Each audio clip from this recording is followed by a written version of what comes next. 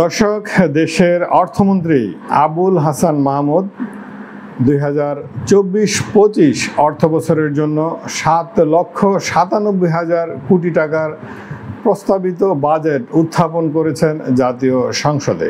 2024-25 অর্থবছরের বাজেট মহান জাতীয় সংসদে পেশ করছি। আগামী অর্থবছরের বাজেট প্রণয়নের পূর্বে আমি অর্থনীতিবিদ, সাংবাদিক, সুশীল সমাজের প্রতিনিধি এবং মাননীয় সংসদ সদস্যবৃন্দ সহ সমাজের সকল স্তরের প্রতিনিধিদের সঙ্গে আলোচনা করেছি এবং তাদের মূল্যবান মতামত বাজেটে যথাসম্ভব প্রতিফলনের চেষ্টা করেছি। এরই মধ্যে নানান খাত ওয়াইজ বাজেট নিয়ে নানান মহলে আলোচনা সমালোচনা, ভালো মন্দ সব কিছু নিয়েই আলোচনা চলছে। সবচেয়ে বেশি যে বিষয়টি আলোচিত হচ্ছে তা হলো, আপনি যদি বৈধ আয় করেন তাহলে আপনাকে দিতে হবে 30% কর, আর আপনি যদি অবৈধভাবে আয় করেন তাহলে আপনাকে দিতে হবে মাত্র 15% কর। ব্যাপারটি আরও একটি খোলসা করে বলছি।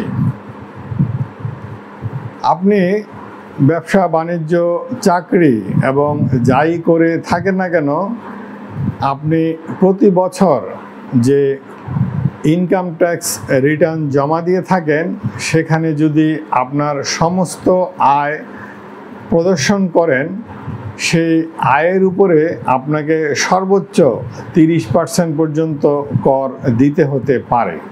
অপরদিকে আপনার বৈধ অথবা অবৈধ আয়ের বছর শেষে যদি আপনি আয়কর প্রদান না করেন, তাহলে সেই আয় হয়ে যাচ্ছে অবৈধ, যেটাকে আমরা কালো টাকা বলে থাকি।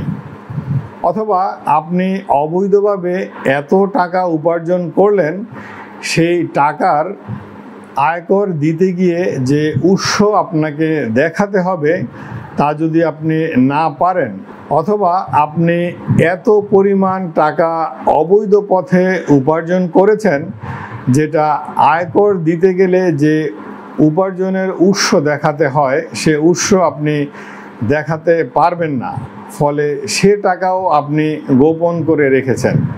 অবৈধ অপ্রদর্শিত আয় অথবা বৈধ অপ্রদর্শিত আয় যখন আপনি লুকিয়ে রেখেছেন, তখন সরকার আপনাকে সুযোগ দিচ্ছে সেই অপ্রদর্শিত কালো টাকাকে আপনি সাদা করতে পারবেন, অর্থাৎ আপনি বৈধ করতে পারবেন মাত্র 15% কর দিয়ে।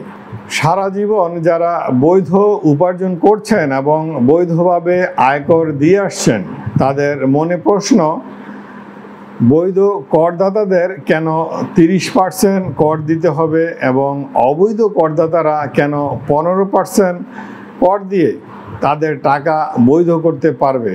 এমন প্রশ্ন সকলের মনে। আপনি যখন বলছেন দুর্নীতিতে জিরো টলারেন্স, অর্থাৎ দুর্নীতিকে আপনি কোনোভাবেই প্রশ্রয় দিবেন না, তাহলে দুর্নীতিকে প্রশ্রয় না দিলে এই যে অবৈধ আয়কে 15% কর দিয়ে বৈধ করা যাবে, এই নীতির সাথে আপনার বক্তব্য কি সাংঘর্ষিক নয়? বাজেটে যদি এমন সুযোগ থাকে যে অবৈধ আয়কে 15% কর দিয়ে আমি বৈধ করতে পারবো, তাহলে আমার মনে হয় যারা বৈধভাবে কর দেয় তারাও অবৈধ পন্থা অবলম্বন করবেন। একজন ব্যক্তির অবৈধ ইনকামকে যখন আপনি 15% কর নিয়ে বৈধ করে দিচ্ছেন, তাহলে সমাজে বৈধ আয় রোজগারকারীদের চেয়ে অবৈধ আয় রোজগারকারীদের সংখ্যাই বেড়ে যাবে এবং উৎসাহ পাবে। মাননীয় প্রধানমন্ত্রী শেখ হাসিনা এরই মধ্যে এই ব্যাপারে একটি ব্যাখ্যা উত্থাপন করেছেন। অনেকে বলে কালো টাকা তাহলে আর কেউ ট্যাক্স দেবে না, ঘটনা কিন্তু তা না।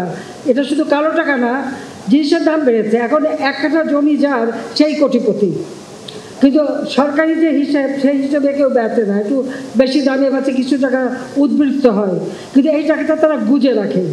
তা গুজে যাতে না রাখে, সামান্য একটু কিছু দিয়ে টাকাটা আসলে পথে আসুক, জায়গা মতো আসুক, তারপরে তো ট্যাক্স দিতেই হবে। সেখানে আমি ঠাট্টা করে বলি যে মাছ ধরতে গেলে তো আধার দিতে হয় না, আধার ছাড়া তো মাছ আসবে না। তিনি বলেছেন বাংলাদেশের অঞ্চল ভেদে নানান মৌজা অনুযায়ী জায়গা জমি বিক্রির যে মূল্য নির্ধারণ করা আছে, নির্ধারিত মূল্যের চেয়ে যে অতিরিক্ত টাকা বিক্রি করে সেটার আয়কর না দিয়ে সেটা লুকিয়ে রাখে।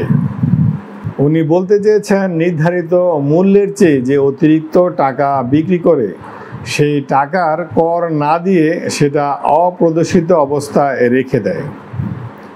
যদি 15% কর দিয়ে সেই টাকাটাকে প্রদর্শিত করা যায়, অর্থাৎ বৈধ করা যায়, এমন সুযোগটা থাকলে একেবারে খারাপ হয় না। সরকারের ঘরে কিছু টাকা হলেও তো আসবে। আমি জানি না দর্শক এই যুক্তিকে আপনারা কিভাবে নেবেন, বরং আমি যদি বলতে চাই বাংলাদেশের নানান মৌজা অনুযায়ী সরকার যে মূল্য নির্ধারণ করেছেন, এমন অনেক এলাকা আছেন সেই নির্ধারিত মূল্যের চেয়ে বাস্তব মূল্য অনেক কম। আর্থিক রিসার্চ সংস্থাগুলো এবং অর্থনীতিবিদদের মতে এই 15% কর দিয়ে কালো টাকাকে সাদা করার যে নীতি গ্রহণ করা হয়েছে তা কোনো মতেই ঠিক হয়নি এবং এই নীতি সমাজের সুশাসনের জন্য অন্তরায়। দর্শক, আপনাদের মতামত জানাতে কমেন্টস করুন। আজ এই পর্যন্তই, ভালো থাকবেন।